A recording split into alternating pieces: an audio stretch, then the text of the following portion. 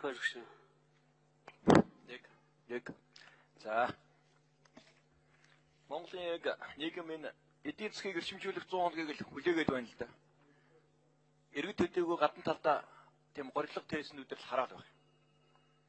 Тэгээд явж байгаа бодлого маань нэг л тийм эдийн засгийг эрчимжүүлэх биш.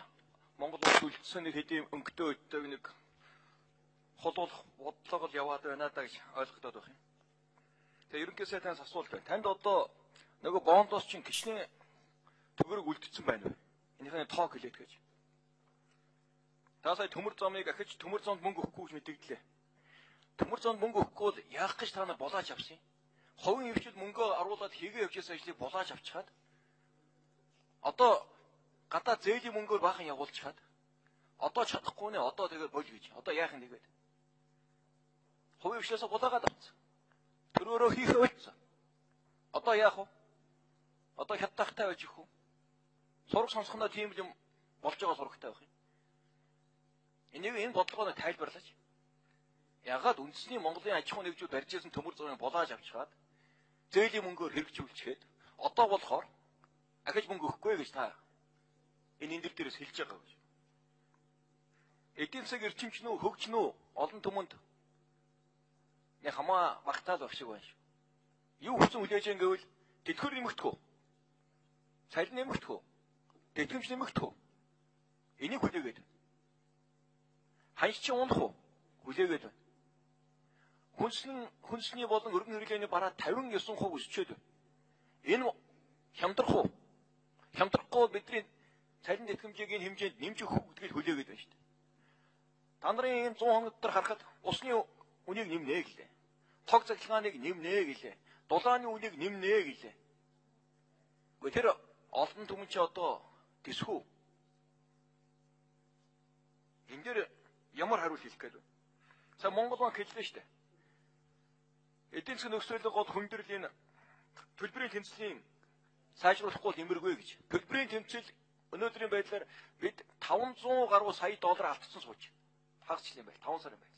Төлбөрийн тэмцэл 500 сая доллар алдагдлаа. Нөгөө валютын нөөц маань юу болж байгаа вэ? Тэг гол одоо шалтгаан гадаадын хөрөнгө оруулалтын уналт гэж байна. Нодлон бид нар хөрөнгө оруулалт муу боллоо гэдэл нэг 50-60 хунлаа гэдэл яриад байсан. Гэтэл өнөөдрөөсөө тоогорлоо шүү дээ. Нодлонгийн мөн үеэсээ ахаад 64% гадаадын хөрөнгө оруулалт унчлаа. Энд дээр та нар бодож байна уу? Яагаад гадаадын хөрөнгө оруулалт унаад байгаа юм? Яагаад монголчуудад идэхээ болчих? 2 жилийн өмнө сар 400-аас 500 сая долларын хөрөнгө оруулалт ордог. Өдөр болгон хөрөнгө хийгээж хувийн онгоц буюу тухай дээр буудаг. Эдийн засгийн хөгжил өсөлт маань дэлхийд гайхагддаг. Гүн зүү зэрэглээ шиг байж тээ. Тэгээ 2 жилийн дотор байхгүй болчихлоо шүү дээ.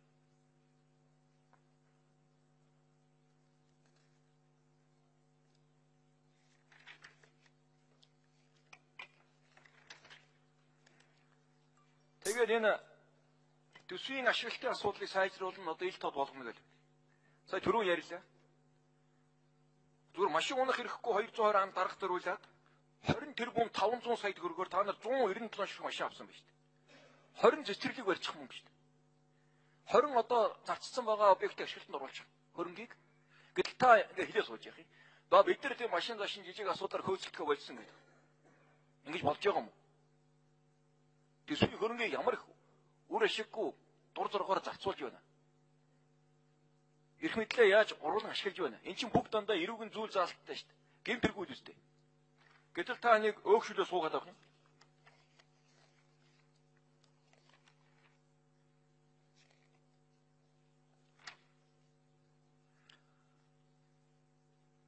Өнөөдөр бидний гол найдлага бол экспорт нэмэгдүүлэх юм биз.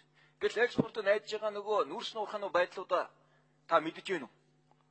Эрс тавталгаа компани чинь 850 тэрбум төгрөгийн өрөнд орсон байна шүү дээ. Өртөө болж. 2 жилийн дотор өрн нэмэгдсэн. Ажлаад байсан өрн нэмэгдсэн. Тэр өрн яагаад үүссэн гэсэн чинь танаа нөгөө дүү охин, нөгөө дэнзэнгийн ихнэр чинь 4 тэрбум 800 сая төгрөгөөр 4 тал хашаад авцсан байх юм, шахацсан байх юм. Нөгөө 1 тэрбумаар үнэлэгдээд 17 тэрбум тендер авч ирсэн компани нөгөө хашаа яхаараа 4.8 тэрбум болоод эрдэс 5 толгойд шахагдсан байдیں۔ Арай тэмдэж байгаа юм биш үү? турж өгөх гээд байна уу та? Энийг тайлбарлаач.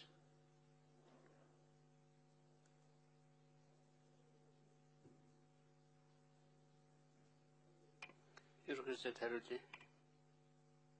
За бондоос болохоор одоо ийм 1.5 тэрбум Америк доллар гэдэг нь янз янзын үеийн ханшаар үржүүлэгдээд одоо үлдэгдэл бондын мөнгө бол 1.6 их 80 байна. Би Чингис бондын мөнгийг их хурл дээр танилцуулсан шүү дээ. Тэгэхээр 1.6 их 80 төгрөг бондын мөнгө байж гин. Эндээсээ бид нар 1 их 80-ыг нь бол үйлдвэрлэж хөтөлбөрт оруулах гэсэн тэрний зарим зээл нь бол гараад явж байгаа. За төмөр замыг шинжлэлийн засгийн газар гарч ирээд MCS гэдэг компаниас булааж аваагүй маа. Энэ нэг ингэсэн 5 толгоогоос урагшаага явж байгаа нэг ийм хаагуйны нэг хаагуйн ингээд нэг компанид өгөөд нөгөөдөл нь өөр компанид өгсөн. Тэгэхээр төмөр замын нэгдсэн бодлого байхын тулд энийг ингээд нэгдсэн болгоё л гэсэн. Тэгээд энэ нэгдсэн байдлаар нь засаг авсан. Тэр компани ч гэсэн олон улсын зах зээл дээрээс мөнгө босгож барьж байгаа болохоос биш өөрөө бас мөнгө босгоод өөрөө мөнгө гаргаа барихгүй л дээ. Тэгэхдээ биднэрт ямар дутагдал байгаа вэ гэхээр яг тэр үед нь бол бас манай засгийн газрын гишүүдээс авъя гэж авсан. Би бол бодлогын зөв гэсэн. Тэгэхдээ хүний булааж аваагүй. Тэр хүмүүс өөрснөө оруулсан хөрөнгөөрөө тэр төмөр замд хувиа эзэмшиж байгаа. MCS компани бол одоо тодорхой хувийн эзэмшээд явж байгаа л дээ. Одоо цаашаа харин ингээд бондын мөнгийг нэг ийм ганц солгоо төмөр замд тэр их хэмжээгээр нөхүү гэдэг бол асуултын тэмдэг. Хоёрдугаартай хувийн компаниудаа татаж оруулж хувийн хэмжлэлийн мөнгийг оруулах учиртай юм аа. Ингээд цаашаа үргэлжлээд явнаа. Энэ юмны үн яах болоо гэж нодон жилийн мөн үетэй харьцуулахад энэ инфляц бол бас нэг 0.1 хэдэн хувиар илүү гарцсан байгаа. Тэр бол үнэн зүйлээ. Энэ Монгол банктай бид нар хамтраад ярихаар оны төгсгөл рүү бол энэ юмны үнийн өсөлт бол нэлээд багаснаа, буурнаа гэсэн ийм прогноз хэлдэг юм аа. Үн өсөхөөгөө цаашдаа үн төдийл нь өсөхгүй. Гадаадын хөрөнгө оруулалт 2 жилийн галзуу мундаг байсан яач вэ гэж. Тэрнийх мундаг юм байхгүй шүү дээ. Тэр чинь бол манай оюу толгой одоогийн хэрүүлтэй байгаа 7 тэрбум доллар оруулсан юм уу 8 тэрбум доллар оруулсан юм уу гэдэг маргаан. Тэр нь орсон он нь бол 10 он 11 он юм байгаа. Тэр үед бол хамаг ихэнх мөнгө нь ороод энэ үйлдвэр боссон. Тэрнийг бид нэр одоо гадаад юу яах вэ ганц компани л хөрөнгө оруулалт том жин дарцсан юм л да.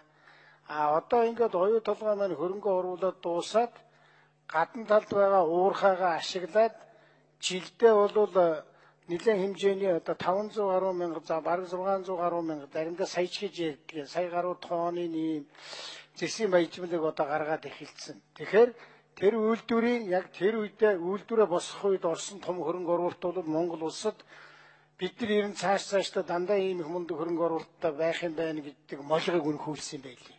Одоо тэр бол мойлго. Одоо манай тэгж хэдэн тэрбумаар нь ордог тийм хөрөнгө оруулалт бол байхгүй байсан ч 1-2 жилийн дотор боломжгүй зүйл. Та нар бүгдээрээ хүлээн зөвшөөрөх хэрэгтэй.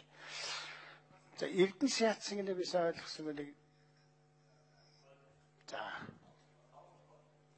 5 толгой дээр надад тийм байхгүй. Би нодон жил таныг наадахаар чи хичээлээд харин хэлсэн. Ер нь бол хэрвээ буруу зөрүүтэй юм байдаг бол хууль хяналтынхаа байгууллагаар тогтоо. Би тийм юм хийдэг орд хүн бишээ. Өөр шигээ битээ санджээ. Хатуулдаг шүү.